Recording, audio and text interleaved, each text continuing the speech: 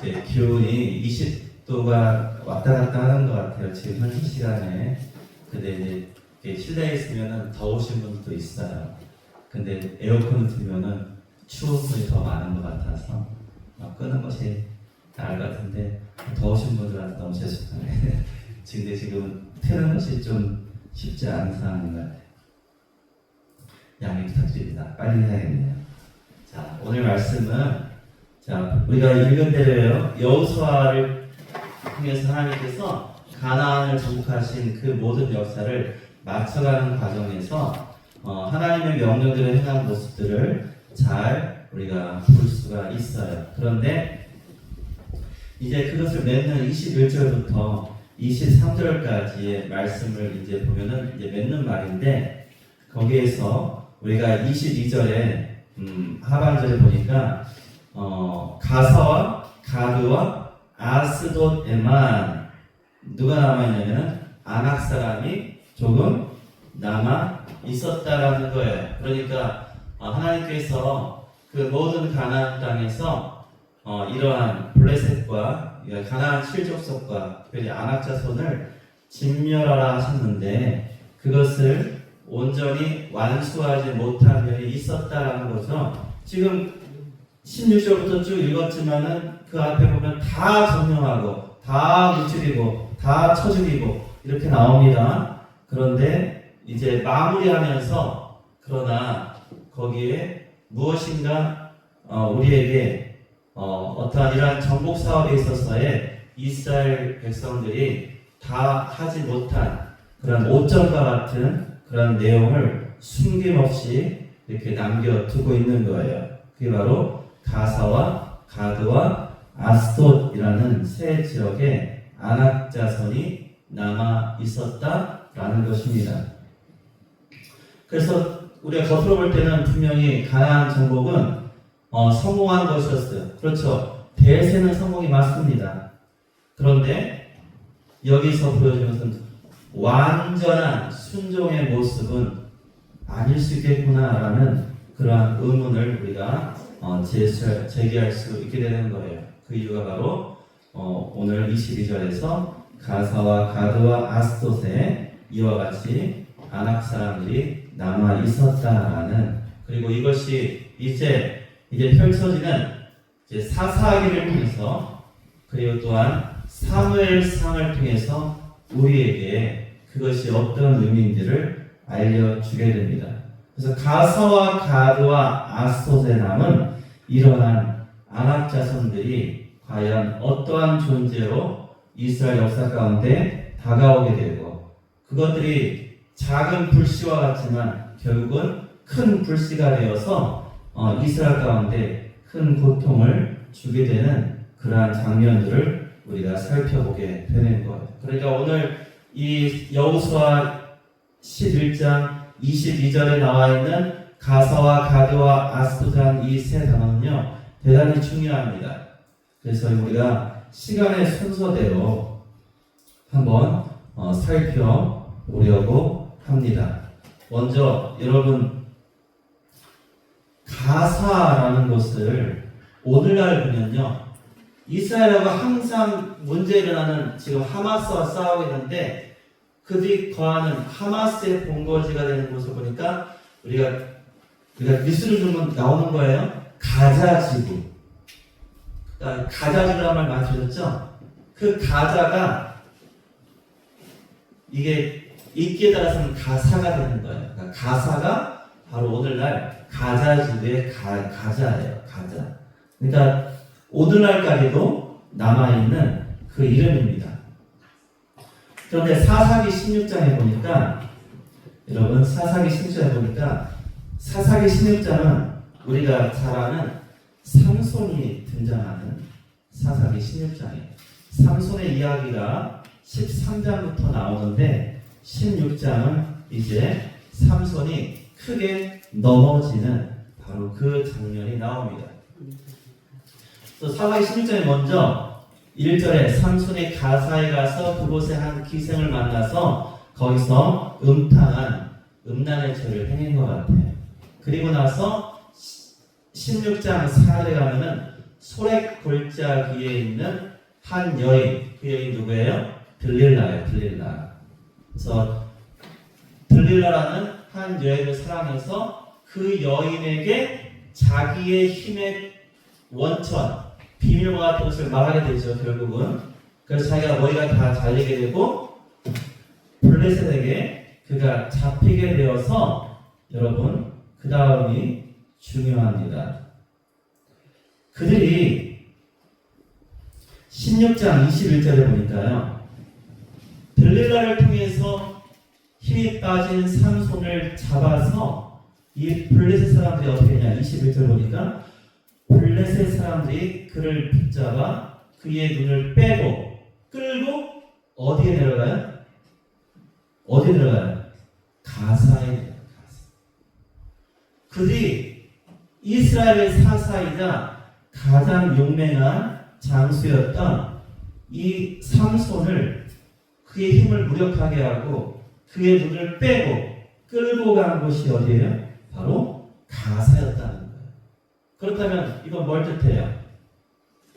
삼손을 무너뜨린 그 세력이 어디에 중구하고 있었어요? 바로 가사에서 그들이 바로 그와 같은 이러한 시간이 흐르면서 세력을 키웠고 결국은 삼손을 넘어뜨리고 이 들릴라를 사주해서 삼손의 힘을 빼앗은 자들이 바로 가사 출신이었다는 거예요.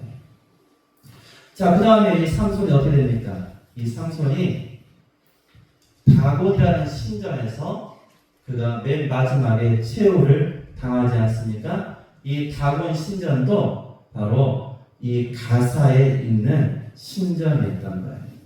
그러니까 다곤이라는 신전이 여러 곳에 있었는데 그 중에 바로 이 가사가 바로 이 삼손이 최후를 맞았던 바로 그 신전에 있던 곳이 이 가사였던 것이죠.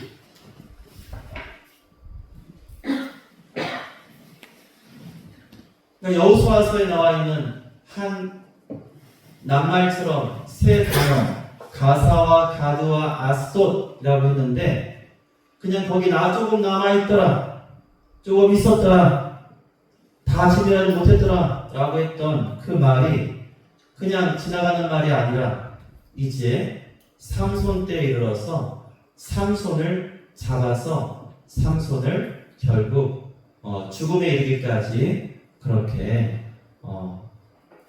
이스라엘 가운데 큰 재앙을 가져온 바로 그 본거지가 가사였다는 거예요. 자, 그 다음에 시간 순서상으로 이제 아스돗. 여러분, 아스돗이 어딜까요? 사무엘상 5장을 우리가 가보면은 사무엘상 5장에서 싸움이 벌어집니다. 자, 사무엘상 5장에서는 이스라엘의 지도자가 엘리예요. 엘리. 아직 사무엘은 아니에요. 사무엘은 어린아이였고 엘리가 이스라엘의 제사장으로서 이 법궤와 또한 그 모든 제사의 주관자였어요.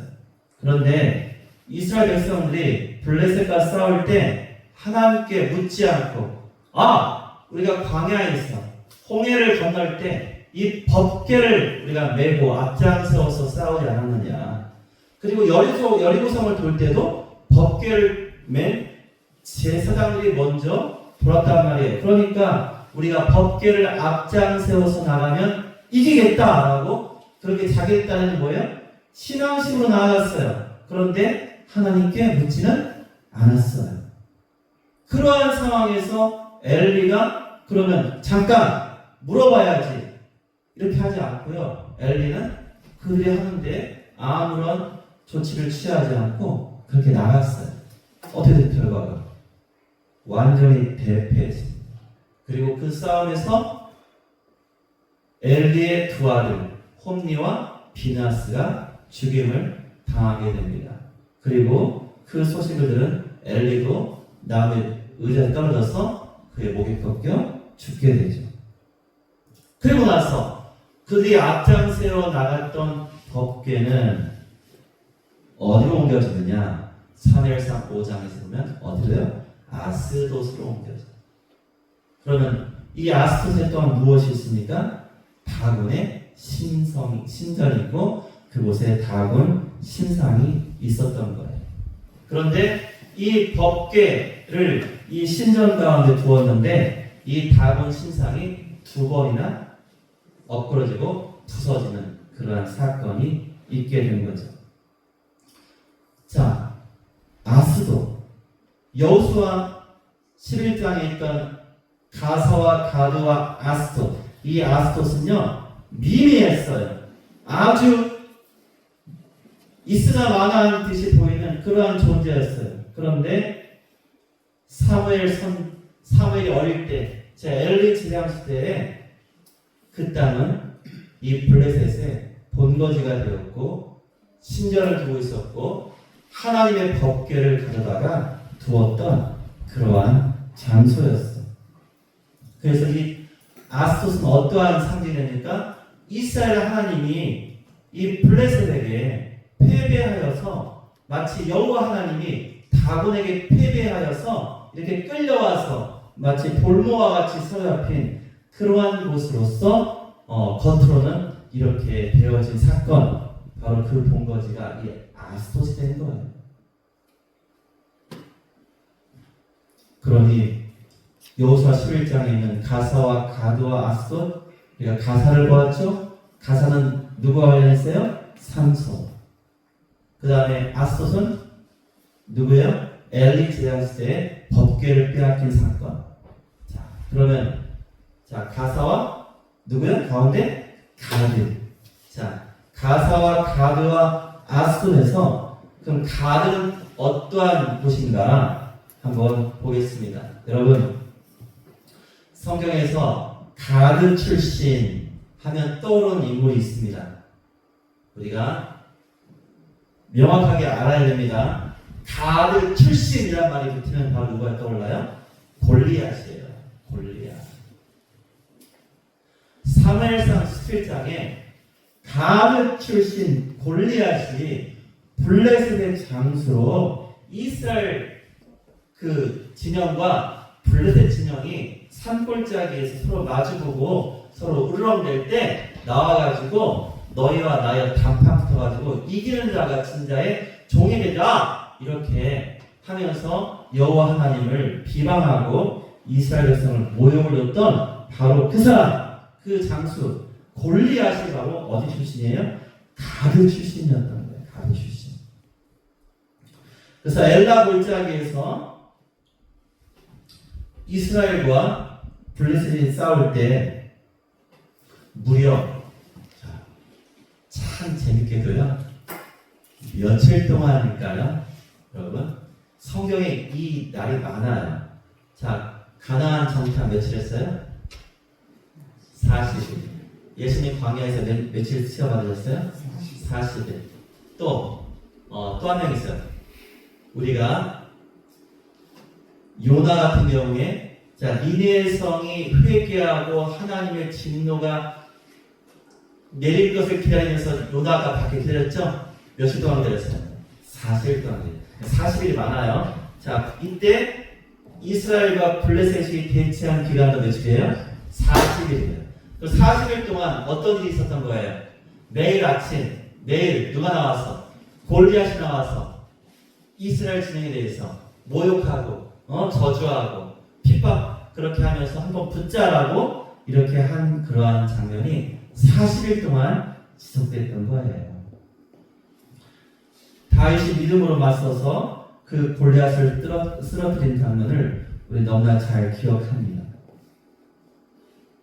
이 싸움을 통해서 우리는 결국 하나님이 귀한 믿음의 사람 다윗을 통해서 결국 그 골리앗과 블레셋을 물리치긴 하지만 그러나 다윗이 등장하기 이전까지 여러분 이 하나님의 백성이요 너무나 비굴하게도 쩔쩔매면서 용되지 못하고 지죽은 듯이 그렇게 굴욕적인 모습으로 서 있던 바로 그 일을 가져오게 하는 사람 바로 골리앗이 가드 출신의 아낙의 후손이었던 거죠.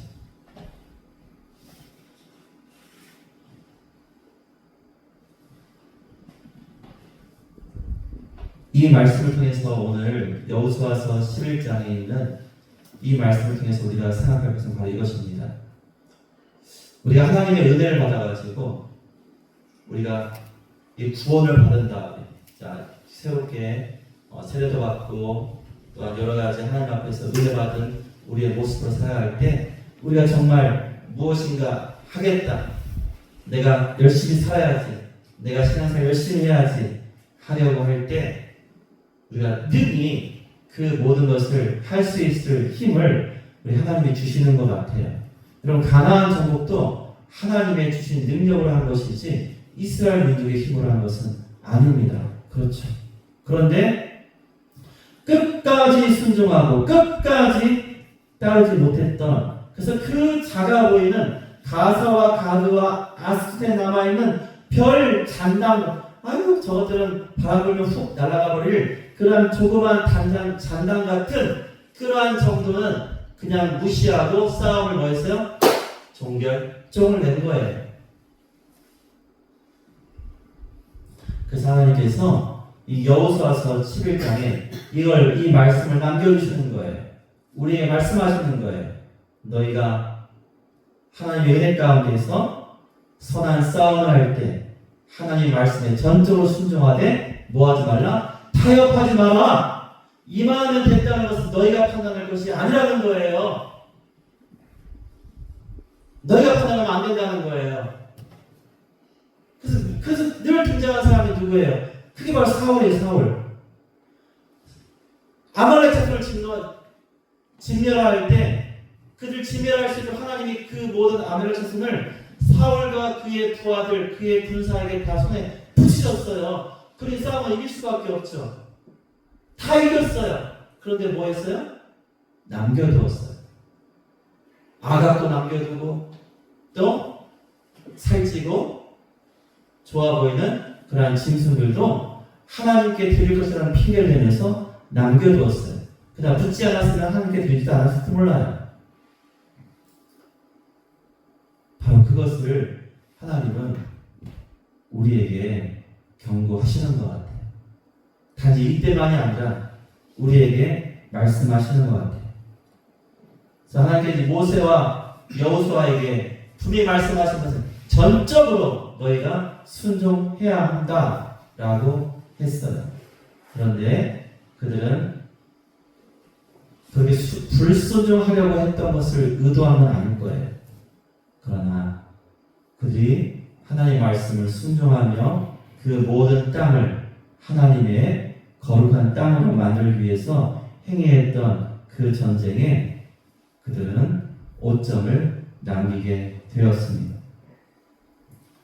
여러분, 우리가 하나님의 말씀으로 내 마음속에 진정한 용기를 가지고 내가 분명히 없애버리고 내가 분명히 나에게서 떨쳐버릴 수 있는 그러한 것들이 그것이 미움이 될 수도 있고 탐욕이 될 수도 있고 내 마음속에 음란함이 될 수 있고 또한 누군가를 용서하지 못하는 감정 바로 이러한 것들이 여전히 남아있다면 여러분 그것이 훗날 나를 넘어뜨리는 가사와 가드와 아스토셋 삼손을 무너뜨린 블레셋과 그 다음에 엘리시테의 그러한 아스토셋 또한 그러한 블레셋 그리고 이스라엘 백성을 모욕줬던 골리앗과 같은 나중에는 감히 사람의 힘으로는 감히 감당할 수 없고 대적할 수 없을 만큼 강력한 그러한 적이 되어서 우리를 공격할 수 있다는 것을 우리에게 알게 하기를 원하시는 것 같아요. 여러분 우리는 하나님의 명령에 완전한 하나님의 뜻에 부족함이 없다는 것 우리가 알지 않습니까? 여러분 우리가 그냥 주는 나의 목자시니 내게 부족함이 없다라고 시편 23편을 그냥 읊조리는 것이 아니라 진정으로 하나님의 사람 하나님께 나의 목자가 되면 우리에게는 전혀 부족함이 없음에도 불구하고 그러나 우리는 하나님이 인도하시는 그곳만을 바라보지 못하고 뒤를 보고 옆을 살피다가 더 좋아 보이는 것에 우리 마음을 빼앗기고 또한 뒤에 두고 온 것에 우리가 마음을 뺏기면 여러분 소돔과 고모라에서 기껏 살려두었더니 나오다가 뒤에 두고 온 것이 어찌 되었나 저 불타는 곳이 어찌 되었나 궁금해서 돌아본 자가 누구예요? 조카 롯의 아내였어요. 얼마나 안타깝습니까? 아니 그 모든 소돔과 고모라의 그 많은 백성들이 다 멸망당할 때 천사의 이끌을 받아서 남편과 두 딸과 함께 나온 그 아내가 딱 4사람 살아나는 건데 거기에서 뒤를 돌아봐서 멸망당한 그 한 사람을 우리가 기억해야 되는 거예요. 뒤에 두고 온 것, 내 안에 아직도 아쉬움으로 남아있는 것, 이것이 나한테 아직도 있지 않은가?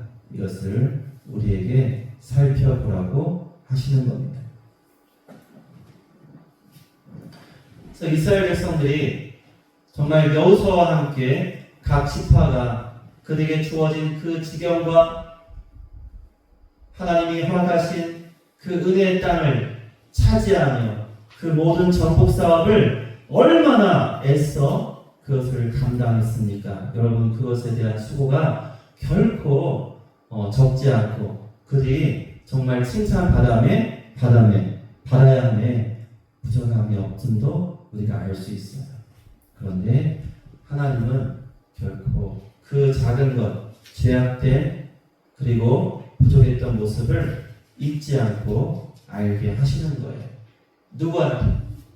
이제 그 후로 하나님 앞에 서게 될 그 후손들이 이와 같은 실수와 불순종을 하지 않도록 우리 하나님께서는요 이와 같이 분명히 알게 하시는 거예요.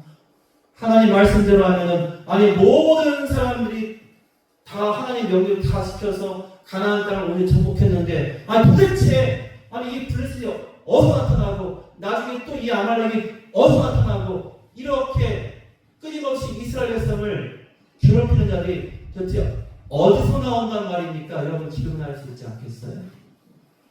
그렇잖아요. 그런데 여호수아서에서 분명히 말씀해 주시는 거예요.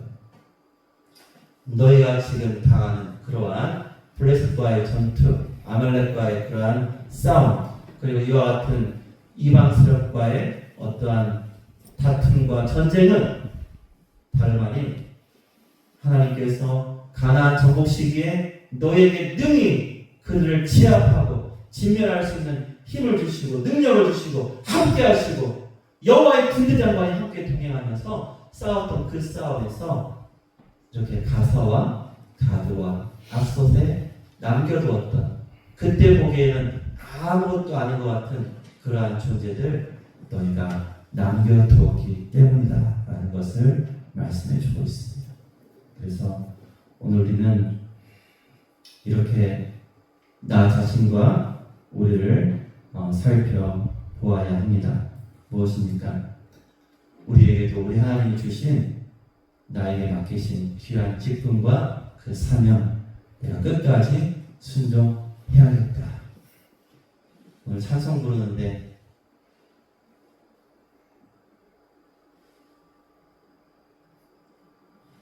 죽기까지 충성하자고 찬송이 있지 않았습니까? 그 찬송을 부르면서 막 찔림이 되더라고요. 우리가 죽기까지 충성하고 있는가라는 부분에 우리가 하나님께 우리 스스로 회개할 것을 회개하고 그러나 하나님께서 우리 이 말씀을 주신 것은 여기 모인 우리에게는 아직 소망이 있는 것입니다. 그렇죠? 우리가 감사함으로 하나님 다시금 일어서겠습니다. 다시금 우리가 우리의 몸과 마음을 추스리고 우리가 믿음 안에서 경건한 삶을 살 뿐만 아니라 우리가 세상과 타협하지 않고 죄의 문제에 우리가 능히 대처하면서 하나님이 원하시는 그런 믿음의 싸움 우리가 쌓아갈 수 있도록 도와주십시오. 우리가 그렇게 믿고 나아가는 우리가 오늘 간구의 시간과 또한 우리의 삶의 모습이 되기를 원합니다. 여호수아가 땅을 나누어 주었을 때처럼 하나님은 오늘도 우리에게 이 땅 가운데서 우리의 지경 가운데서 나아가서 너희가 밟는 땅을 내가 너에게 주리라. 여러분 그러한 말씀 뭡니까?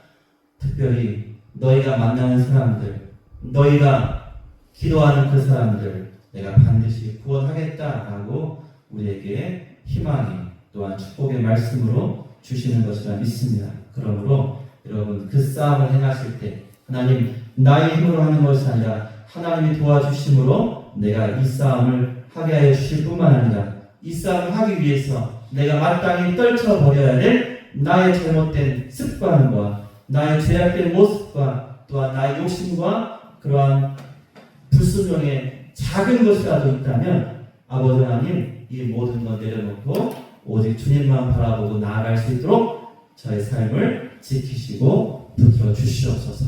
우리가 그렇게 함께 간구하는 이 시간이 되었으면 좋겠습니다. 함께 기도하겠습니다.